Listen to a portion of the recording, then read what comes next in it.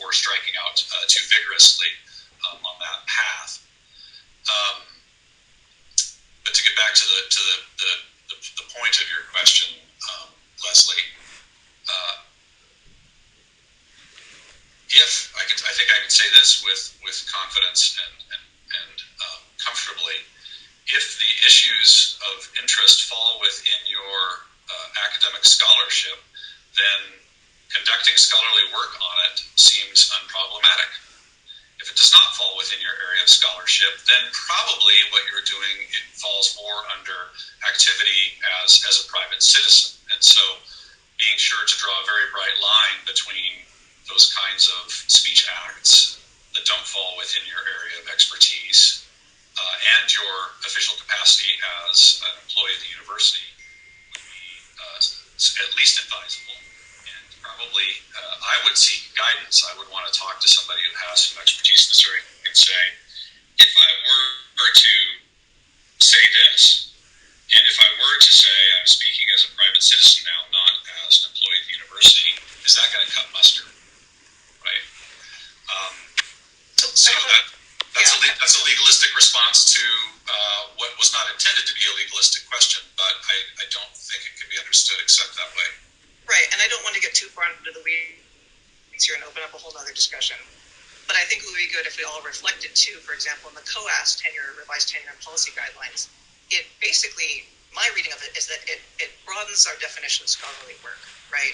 That there are certain things, for example, it calls out the day-to-day operations of the university running that is something that should count for tenure and promotion in a certain sense, right? And so what qualifies as scholarly work, there aren't bright lines around that, right? Like, because I've only published in peer-reviewed journals on a very specific topic does not mean that that's my only area of scholarly expertise. Yes, absolutely. So if we do adopt, as the university has, the broader conception of scholarship, you're absolutely right. I framed it in terms of expertise, and I don't have expertise on critical race as a scholar, even though my work is clearly entangled with critical race theory. Right. Okay. Thank you. I mean, because I have a PhD in cultural studies, I do know a lot about critical race theory, but it's not. I haven't taught a class on critical race theory, and I don't publish in critical race theory. So I'm still trying to navigate that. But anything you'd like to add, Dr. Trump, before we? No? Okay. Thanks, Tony. My question is about the climate survey that we're going to be asked to do in the fall. Who's going to control that? And also, I'm very, very concerned about the impact of this on our students of color and our, any student that's not white, Christian, and male. How they're feeling right now. I was at the McNair Scholar ceremony last night, and some of the students sort of touched on the chilling effect it's had on them as students.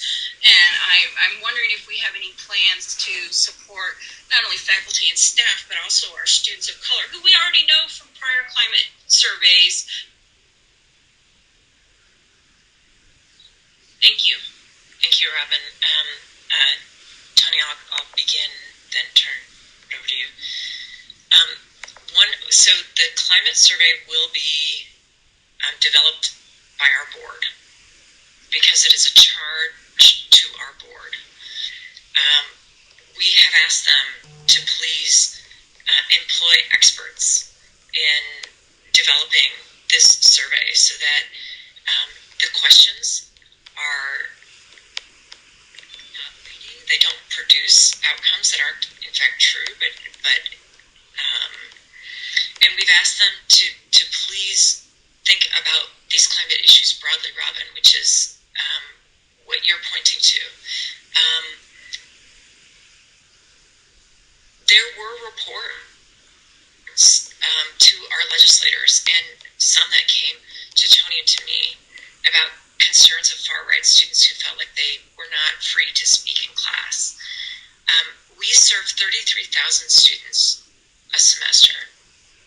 we don't know what portion of our students are represented in those concerns right now, but we have heard from other students from underrepresented communities that, as you said, Robin, that they already don't feel a place in this campus, and they feel this legislation is another assault.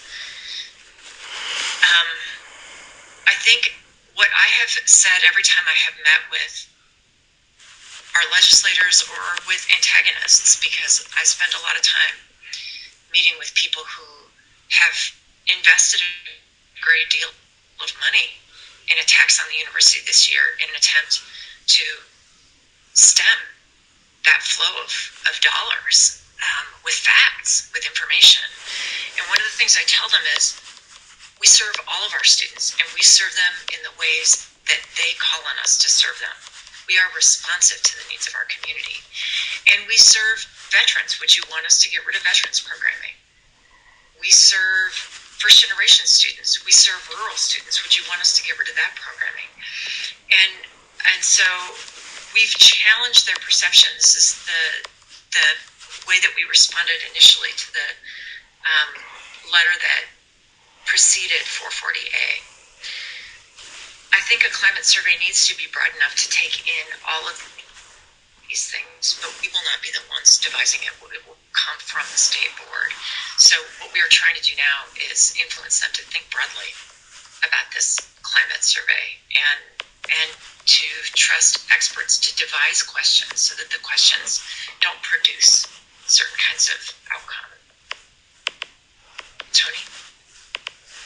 No, that's exactly my understanding as well, that this is a statewide or system-wide climate survey, that the desire and the need to have a uniform survey or instrument across all of the institutions is needed to have valid results. And my understanding is that the focus of the climate survey is primarily around felt ability to engage freely in the coursework. And that, in some ways, is neutral, and in other ways may not be. And so I think having experts to help frame those prompts is critically important. Thanks, Leslie. Arthur, you're next.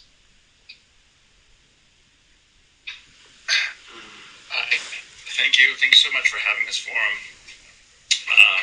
Dr. Trump, I want to thank you. I cannot even imagine what you've been through.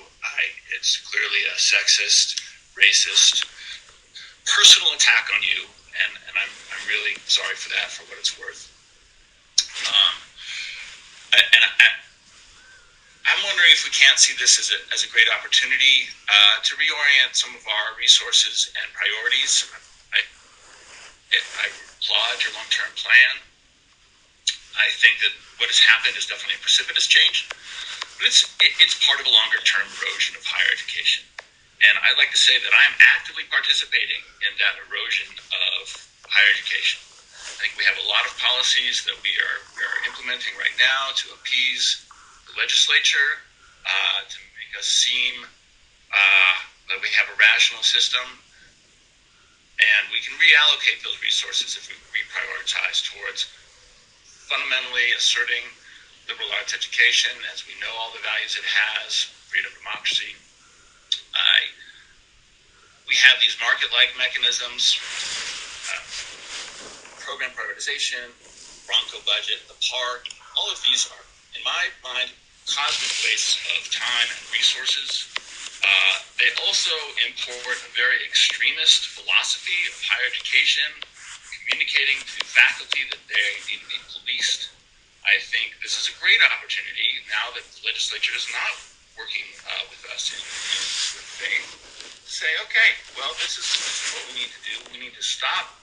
How many resources are we spending on program prioritization that's effectively not going to do anything, right? Maybe try to get them off our back. And I think Bronco budget has similar irrationality. It's not efficiencies, right? It's the opposite. So I would like to maybe have us stop in this erosion and see it. This is great. Have this message maybe out in front of them. So thank you. First of all, thank you, Arthur. I really appreciate your words, and I can tell you that I've heard from many faculty that they see the way that we have been assaulted as different than the way that the University of Idaho has been assaulted, in part because the University of Idaho has an Idaho native who was a businessman as their president. And that, you probably know that there were caricatures commissioned of me when I hadn't even been here a week. But I actually signed up for this job, and the people I'm most concerned about right now, I'm outraged that the Idaho Freedom Foundation named students on their Twitter feed. Outraged that they named students. We immediately wrote them and demanded them to take those names down. And then they did what one would expect them to do. They said, instead of trolling the students, troll Marlene Trump. Here's her email address. And so I received hundreds and hundreds and hundreds of some of the most venomous, hateful emails I could possibly imagine. The threats to drag me out in the street and sexually assault me and kill me. Messages of hatred. But I see this as a part of the really toxic political climate across our country. It's a manifestation of the toxicity of the political climate across our country. And I believe the university is the most powerful response to that toxicity that exists in society today. And it is the reason that I do this work instead of the work I love the most, which is to teach and research. It's the reason I'm willing to stand here, because I believe in what we do, and my great grief this year is that I have not been able to speak in ways that have affirmed that. And I look forward with our new board president to being able to be to confront these issues more directly. And I want to give Tony a chance to speak to program prioritization. And I do want to say that Bronco budget, which was in place when I came, I think Tony and Mark had been working this year, and their work was disrupted by the massive disruption of the pandemic, to ask how can we change our budgeting model. There's no perfect budgeting model, but this budgeting model was disincentivizing some of the things that I think are the most important that we do, including collaborate. We don't want a budget model that disincentivizes collaboration and cooperation between units and faculty. And admittedly, there isn't a perfect one out there, especially when you're talking about an organization this big. But I do think that the model that we have sends messages. And Tony, maybe you can speak about both the budgeting. Sure, I'd be happy to. And Arthur, these of course are kind of global level issues that you've raised, very interesting ones, and ones that deserve to be discussed, with care in the academic context. Response to program prioritization, I'll say two things about it. The first is, it sounds a little snarky maybe, but I intend it seriously. As long as we're receiving state dollars, we are subject to the constitutional authority of the State Board of Education. So unless we go private, we are obliged to work with the board as our board of trustees and to engage in the kinds of processes that they say are necessary.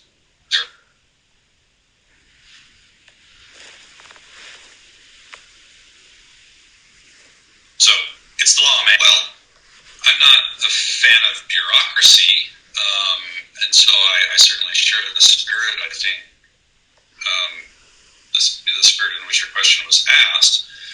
But I will say that as a dean, and more recently in this role, I've seen a lot of good come from program prioritization. I've seen changes made to the ways in which programs were delivered, the way in which the curriculum level that were embraced and later applauded by the faculty and the department chairs who implemented those changes.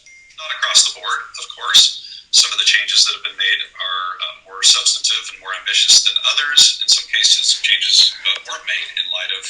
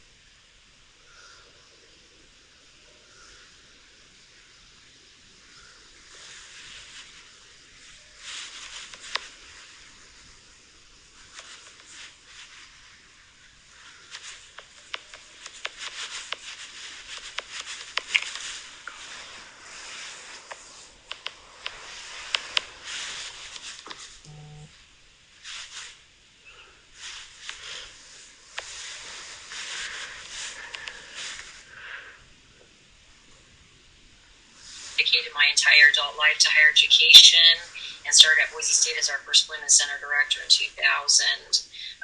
And I can remember at that time producing the vagina monologues, as many of you remember, and folks were scared because they said that legislature's going to defund us. But we managed to do a good job with that, and I have the headline still from the paper.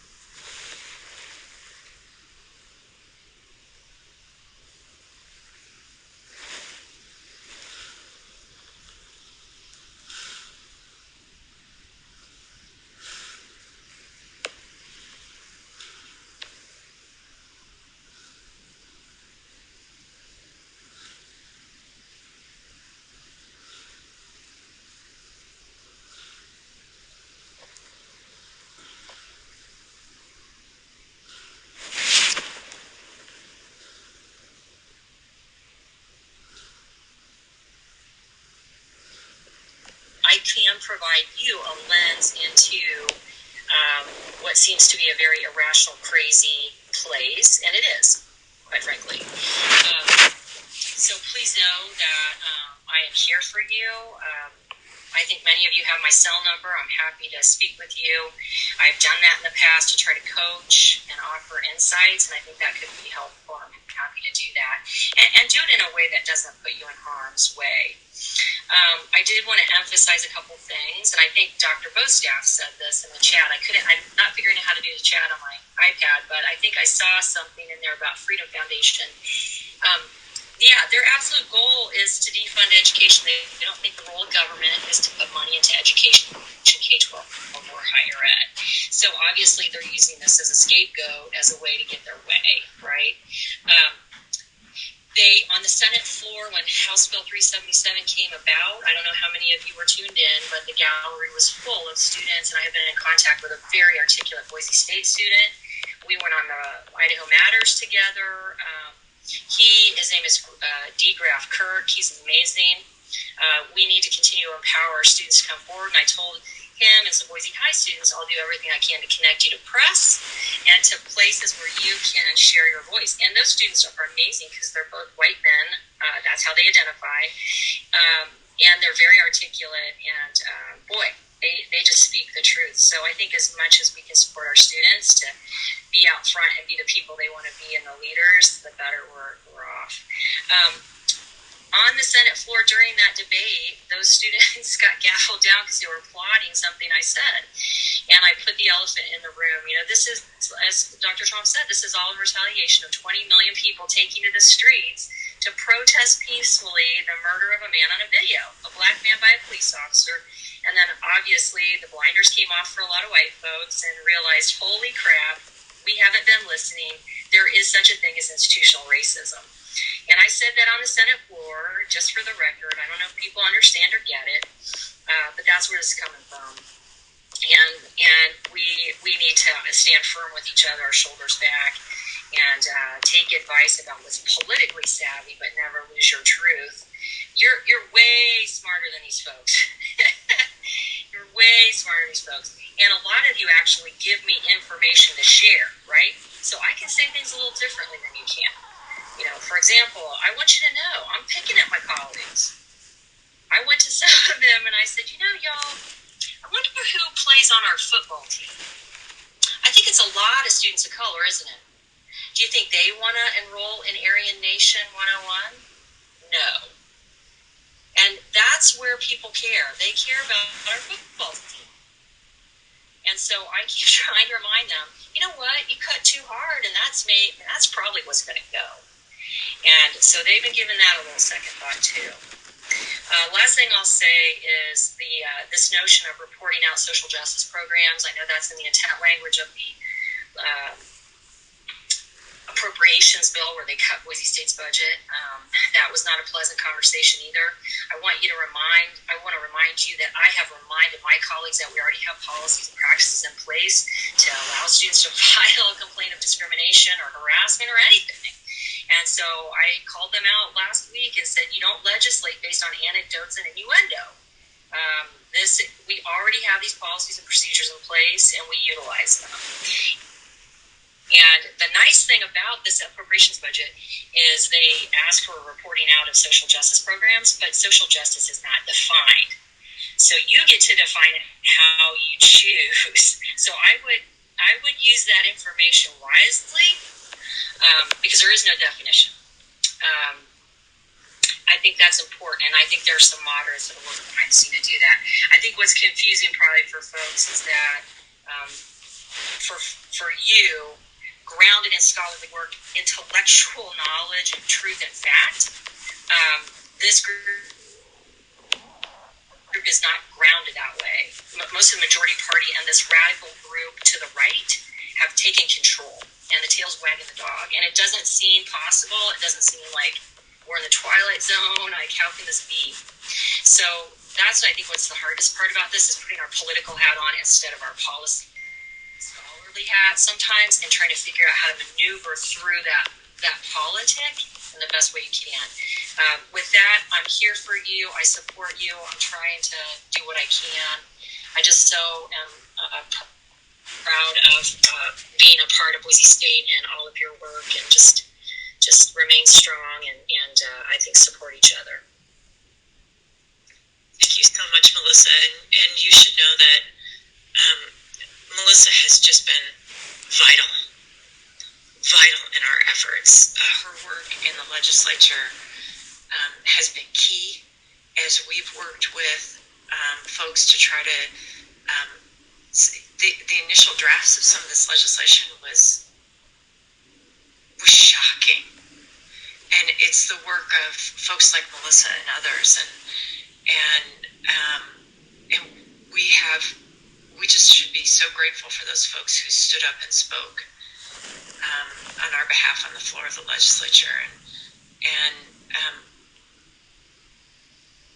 I want us to, one of the questions folks asked in this chat earlier was about, is there some kind of language or messaging that we should be sharing that would help create a force of narrative? And there is, and that's what we're working on with this communications firm, with the communications firms we've worked with, and that we're sharing down through the deans, and the aim is to make sure that we have that shared set of talking points that we can all speak to, because when we all speak, as Melissa has said, it's much more powerful when we're all speaking. And there's a requisite simplicity in this speech too, because what academics tend to do is we want to talk about the richness and the complexity and the nuance to these things, and the part of the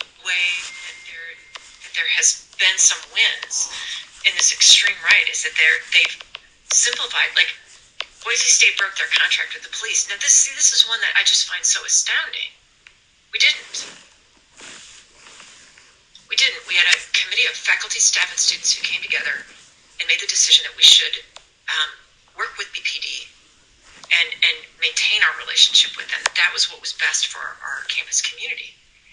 Really smart people on that committee and a diverse group of folks who came from all across campus. But that lie has persisted such that people repeat it over and over and over. It's just a lie. And so it's very difficult. It's this world, as Melissa said so articulately, where there's so little, where truth matters so little. It's very difficult to fight on that turf. But the folks down there who have been fighting for us have done an incredible job. Melissa, were you going to add something? I just wanted to say, thank you so much, Dr. Trump. And I am so sorry that you have faced these very sexist, racist, they're just terrible. And I think that you guys have to understand that's what we're up against. It's not truth and data don't matter to these folks. They are going to lie and as my mother would say, handle the truth correctly.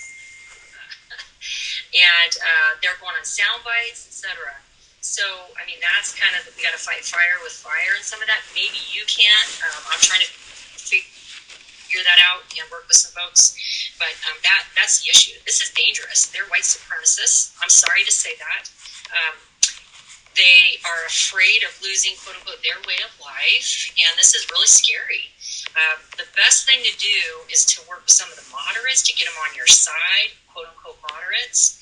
They're afraid to vote against that group right now, but they are a wealth of information on the narrative. And some of the things they even share with me, I'm like, God, how can anybody believe that? But they do. So, I mean, you got to think about the insurrectionists on January 6th down at the U.S. Capitol. That's what we're dealing with. And so we have to outsmart that, which shouldn't be too hard. But the problem is they have a lot of formal power right now. So, like I said, I'm sorry, I'll be quiet, but whatever I can do to help, I'm going to do that. Thank you so much, Melissa. Rebecca, it looks like you get the last question. Thanks to Melissa for your work, and thanks to Dr. Trump and Dr. Rourke for your work and for providing this opportunity for us to have a conversation. I know that feels good. There's been a lot of fear and confusion under already really difficult circumstances. My question is about the opportunity that may exist for us to work across institutions rather than us just going it alone. So I just love to hear you all speak about that. I know sometimes there's a perception or a real competition between our main universities, but this seems like a great opportunity for us to really work together. Thank you so much, Rebecca, for that. I will tell you that I've been in dialogue with the other presidents of the state board all along, and that there have been times when I have longed for them to stand with us more aggressively. And somebody put in the chat at an earlier point that the blue dot of Boise is a part of what is being reacted against, and there's no question. I've had people tell me, I've had some of these antagonistic people who are funding some of these efforts. I've been told that one of the individuals who I've met with gave $1 million to the Idaho Freedom Foundation, such that their staff went from 2.5 to 8 this year, and that's part of the reason they've been able to do what they've done. In a meeting with this individual, he said to me, the fact that you're in Boise hurts too, because Boise is seen as the heart of change here. And when Melissa was describing that way of life that people don't want to lose, so there's been a little bit of people sort of ducking away from, like, when all the arrows were flying just at the center of the target, and it was just us. I think it was easier for all the other institutions to say, hey, we've got to protect our people. But now that we've all been harmed, I actually think, what I kept saying all along, I have felt like Cassandra so many times in the last year, that I'm speaking to people and saying, this is where this is headed. I was just as astounded. I was more astounded than I should have been at January 6th. I have been more astounded than I should have been at what's happened here this spring. But I think one thing I have been clear about from the beginning is, if the Idaho Freedom Foundation has explicitly expressed the view that government has no place in education, essentially that there should be no public education. This is a lever they are pulling, a cultural lever they are pulling to assault us. It doesn't mean there aren't things that we don't need to think about as an organization, as a university. We don't want to leave students behind. And they're hearing this rhetoric that when Melissa's talked about this narrative that she can't believe reasonable people believe, we've got students who are living in those zones, and we've got to figure out how to meet them where they are. But that shouldn't, we should still be able to do our work and do our work collaboratively across the system. And I do believe that when Cynthia Pemberton and Scott Green spoke out, that had a positive effect for us. And I do believe that our new board president, who has explicitly said, he said in a press conference, he does not believe that Idaho institutions are indoctrinating their students. That makes a difference for all of us, and that he will give me far more freedom to speak. And I think that we're seeing a changing tone, and as it becomes possible, as it has become possible for me to leave my house more freely, that will change things too. I think we are looking at a different year ahead. I'm not saying it's not going to be hard. Melissa, you'd be a better expert on this than I, but I think next year will be harder with our legislature, and the year after that will be about the same, and then I think we'll start to see some things abate. That's what my gut says, looking at the political landscape, but I think we will be in a different place next year. We have different tools, different supporters, different information. The business community spoke up. That is one of the most powerful tools we have. Tony, is there anything you want to add? Or Melissa, maybe? Not for me, except to thank everyone for your time this morning. Thank you for your persistence. We'll save the chat and organize some thoughts and communication around that. But thank you so much, President Trump, for your time this morning. We have gone a little bit past. I want to make sure we respect everyone's time. So unless you have any closing remarks, Dr. Trump? I'll just say one thing. Today, we begin the first of 2 days where we celebrate the commencement of our students. This is the work that we do. We produce young people, and we provide a service to for the first time in person, the embodiment of that again today. Thank you for everything that you have done to make that possible. And I will endeavor to work on our behalf so that we don't face the kinds of challenges that so that even if we face the kinds of challenges that we are facing now, we are better able to respond. Thanks, everyone. Have a good weekend. See you at commencement.